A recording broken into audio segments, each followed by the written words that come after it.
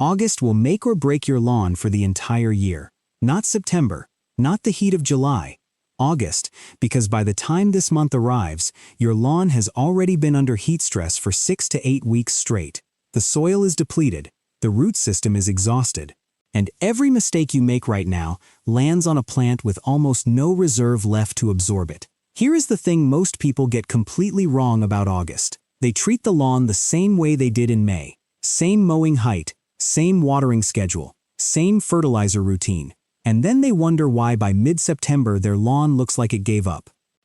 The rules change in August. What worked in spring becomes wrong in summer. The grass is in a completely different physiological state, and I am going to show you exactly what that means and exactly what to do about it.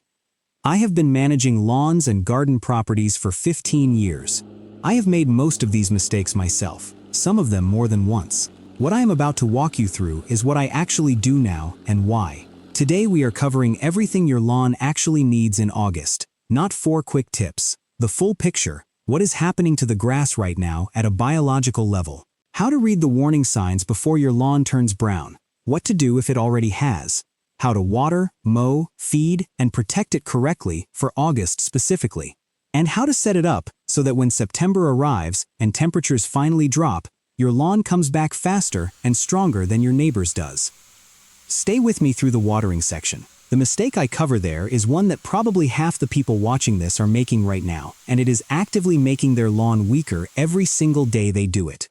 Before we go any further, drop your location in the comments right now, your state or region, and what your lawn looks like at this moment. Green and holding, patches starting, already brown, or something else entirely. August heat hits completely differently depending on whether you are in the Pacific Northwest, the humid Southeast, the arid Southwest, or somewhere in between.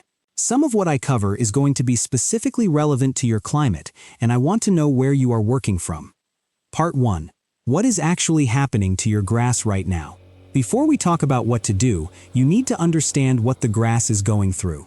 Because once you understand the biology, every piece of advice in this video makes immediate sense instead of just being a list of things someone told you to follow. Your lawn is made up of millions of individual grass plants.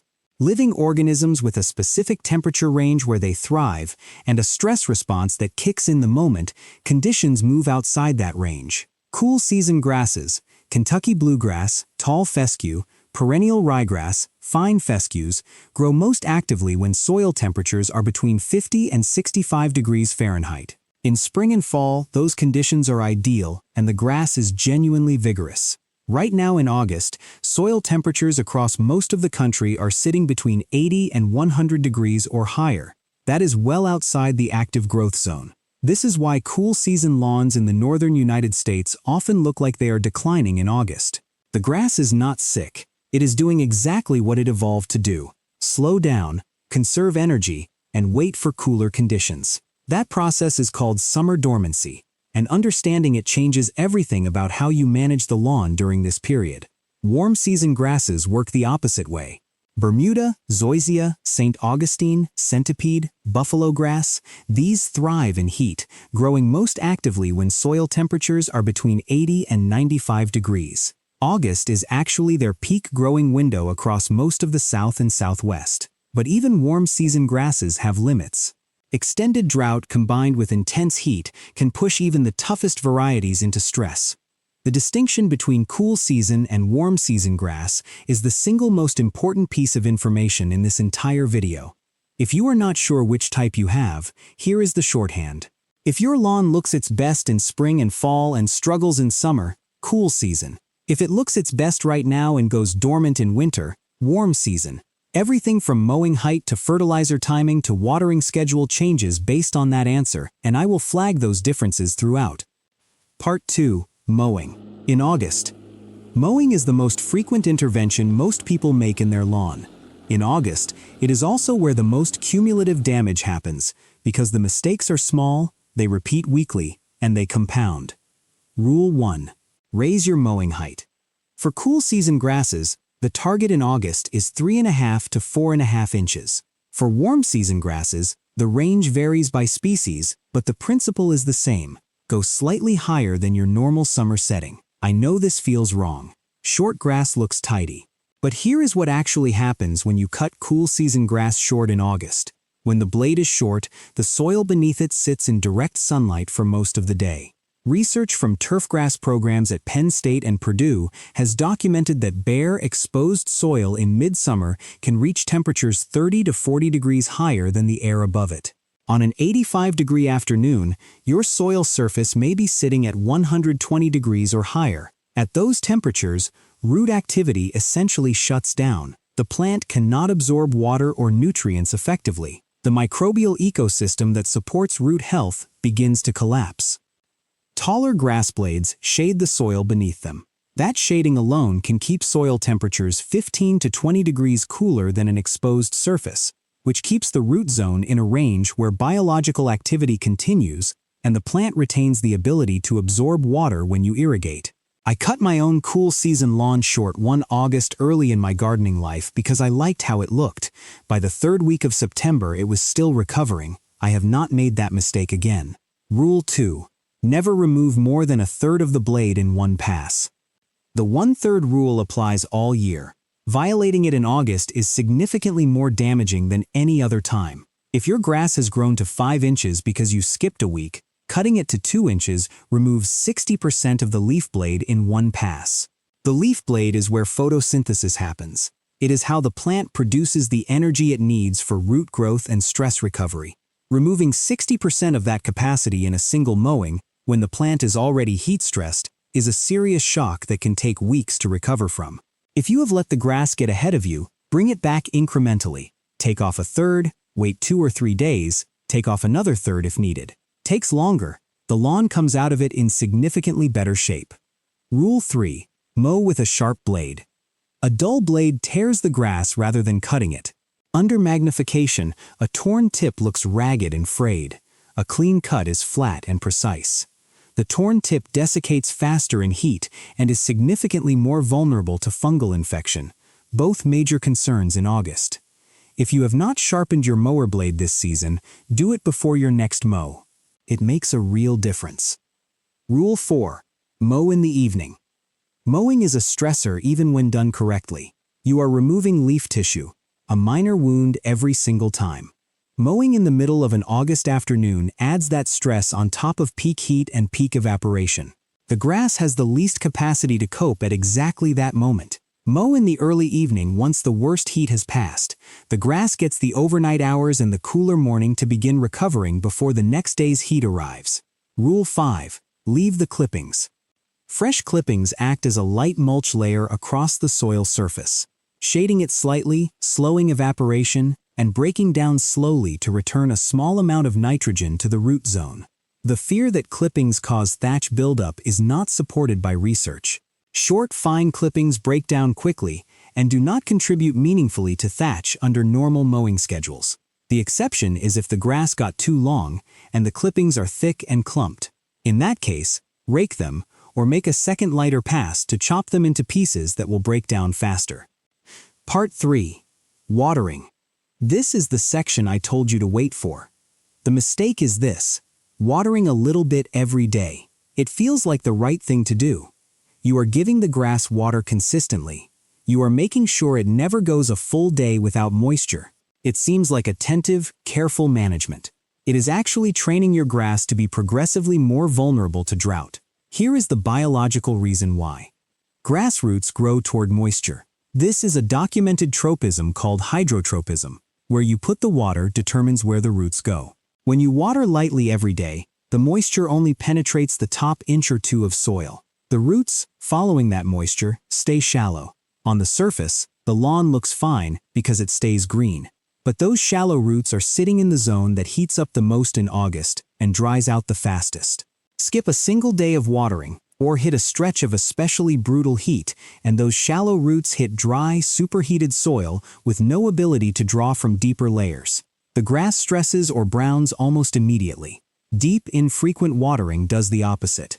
When you water long enough for moisture to penetrate 6 to 8 inches into the soil, the roots follow that moisture downward. A root system that reaches 6 to 8 inches deep sits in soil that stays cooler, holds moisture longer, and does not fluctuate as dramatically with surface conditions. That lawn can go 3 or 4 days without water and remain largely unaffected because the roots have access to reserves that daily shallow watering never built. Target 1 to 1.5 inches of water per week, delivered in 1 or 2 deep sessions. A simple way to calibrate this: place a tuna can or straight-sided container on the lawn while you water and time how long it takes to collect 1/2 inch. That gives you a precise number for your specific setup. Timing matters as much as quantity. Early morning, between 5 and 9 a.m., is the only correct window for August watering. Water applied early soaks into the soil while temperatures are still cool and evaporation rates are low, meaning a higher percentage of what you apply actually reaches the roots. As the sun rises, the surface dries naturally through the morning, which matters enormously for disease prevention. Fungal lawn diseases require extended periods of leaf wetness to establish and spread. A lawn that dries naturally by mid-morning has significantly lower disease pressure than one that stays damp. Watering in the middle of the day loses 30 to 50% of what you apply to evaporation in peak August conditions before it ever reaches the root zone. Watering in the evening or at night is worse. The lawn stays wet through the night, the single best condition for fungal disease development. Brown patch alone can spread visibly across a lawn in 48 hours under nighttime moisture and warm temperatures. If your lawn has developed circular brown patches with a darker outer ring at any point this summer, evening or nighttime watering is a very likely contributing factor. If you use an irrigation system, August is the time to audit it. Run each zone individually and watch where the water actually goes. Check for heads that are blocked, misaligned, or spraying pavement instead of turf. Zones with different precipitation rates, where some areas receive twice the water others do in the same runtime, are extremely common and create a situation where overwatered areas develop fungal disease while underwatered areas brown from drought, sometimes within the same lawn. Part 4. Fertilizing. In August, the general rule for cool season grasses is simple. Do not apply high nitrogen fertilizer during a heat wave or drought. Nitrogen stimulates rapid cell division and shoot growth. That rapid growth demands significant energy from the plant, substantial water, and moderate temperatures to sustain. A cool season lawn under August heat stress has a compromised ability to supply all three. Push it to grow rapidly anyway with a nitrogen application, and the demand outstrips the plant's capacity. The result is visible burn, yellow to brown scorching of leaf tips and patches, worst in areas with the most sun exposure or the shallowest soil. There is a safe window within August for cool season grasses, the last 10 days to 2 weeks of the month, in years and regions where temperatures are beginning to drop toward the mid-70s. This is often called late summer fertilization. Applied at the right moment, a moderate nitrogen application gives cool season grasses a nutrient boost right as they enter their second major growth period of the year, producing noticeably denser, more vigorous turf going into fall. Applied too early during a heat wave, it causes damage instead of benefit. For warm season grasses, August is within their active feeding window. Bermuda, zoysia, and St. Augustine can all handle a moderate application in August, provided the lawn has adequate moisture. One thing that works well for cool season lawns that are looking pale or yellow but are not ready for nitrogen: a light application of liquid iron. It temporarily greens up a stressed lawn without stimulating the rapid growth response that causes burn. A temporary aesthetic fix, not a nutritional solution, but significantly safer during peak heat than reaching for a nitrogen fertilizer bag. Part 5. Reading the warning signs. By the time your lawn turns visibly brown, you are already managing recovery instead of prevention. But grass gives you a reliable sequence of warning signals that precede actual browning by days, sometimes a week or more. Catching them early gives you the chance to intervene before the damage becomes significant. Warning sign 1. A color shift from bright green to gray-blue or dull olive. A healthy, well-hydrated lawn in active growth has a bright, saturated green. The first visible sign of heat and drought stress is a subtle shift toward gray-blue or dull, slightly purplish tone. This happens because as the leaf becomes mildly dehydrated, the waxy cuticle on the surface changes its light-reflecting properties. The shift is subtle enough that many people attribute it to cloud cover or lighting conditions. If you notice it on a clear day and it persists, your lawn is entering early heat stress. Warning sign 2. Footprints that stay behind. Walk across your lawn and immediately turn around. On a healthy, well-hydrated lawn, the compressed blades spring back within seconds and your footprints disappear. On a dehydrated, stressed lawn, the blades have lost the turgor pressure they need to recover, and your footprints remain visible for minutes or longer. One of the most reliable and immediate diagnostic tests available, and it requires nothing but your own feet. Warning sign 3. Folded or rolled leaf blades. Many grass species, particularly tall fescue and Kentucky bluegrass, have an evolved drought response where the leaf blade folds lengthwise, reducing the surface area exposed to sun and slowing water loss through transpiration. A lawn doing this looks thinner and less dense than usual without any actual reduction in plant count. Look closely at individual blades. They appear narrower than normal, sometimes visibly folded along the midrib. This is a direct stress response, not a disease. Warning sign 4. Soil cracking and pulling away from hard edges. Check the margins where your lawn meets paths, driveways, or garden borders. As the soil dries and contracts, it pulls away from these fixed edges and leaves visible gaps. You may also see surface cracking across the lawn in particularly dry conditions. This indicates the soil moisture deficit has become significant enough to cause physical changes in the soil structure. Watering needs to happen within the next 24 hours to prevent more serious damage. Warning sign 5. Sudden weed pressure in specific patches. Crabgrass, spurge, and several other summer annual weeds are specifically adapted to thrive in the hot, dry, compacted soil conditions that stressed grass creates. If you see a sudden increase in weed activity concentrated in specific patches, those patches are almost certainly where your lawn is under the most stress. The weeds are a symptom.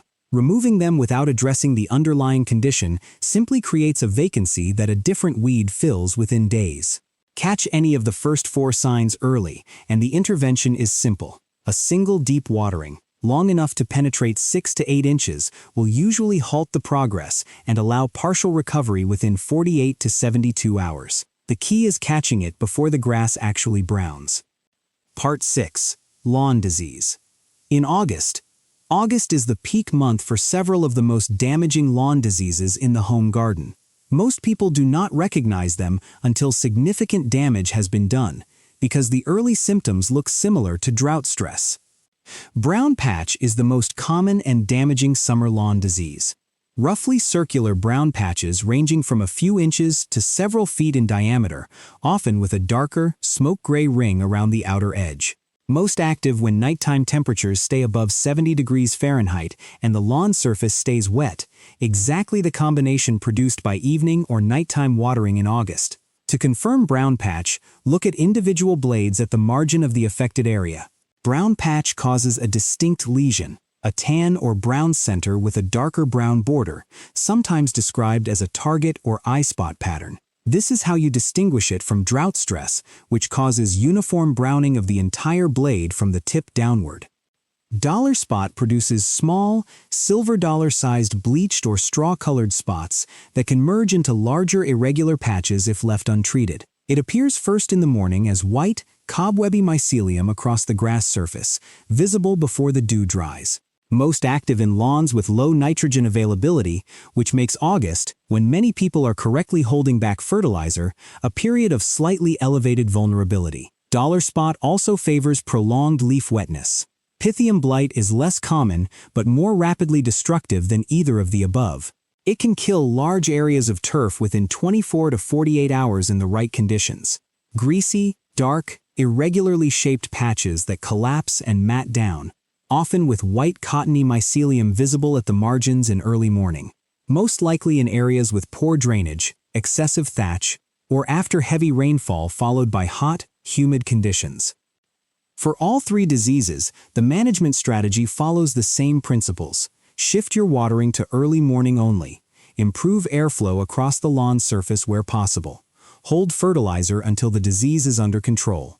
For persistent or serious infections, a lawn-specific fungicide containing propiconazole or azoxystrobin can be effective. But identify the specific disease first, since different fungicides target different pathogens. Tell me in the comments what you are seeing: brown circles, white webbing in the morning, small straw-colored spots, along with your zone. I will tell you exactly what you are dealing with. Part 7. Soil compaction. August is when compaction causes the most visible damage to lawns, even though the compaction itself often developed over months. Compacted soil has reduced pore space between particles. Those pores are where air and water move through the soil to reach roots. When they are collapsed, water runs off the surface rather than penetrating, roots cannot expand downward against firm resistance, and the soil heats up more dramatically because the air that would otherwise insulate it is absent. All three of these consequences are especially damaging in August.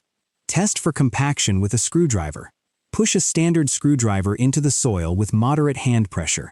In healthy, uncompacted soil, it should penetrate 4 to 6 inches with relative ease. In heavily compacted soil, you will feel significant resistance within the first inch or two. If the screwdriver struggles, your grass roots are experiencing the same resistance. The correct response is aeration, but August is not the ideal time for cool season grasses specifically, because the holes created by aeration increase soil exposure to heat and drying.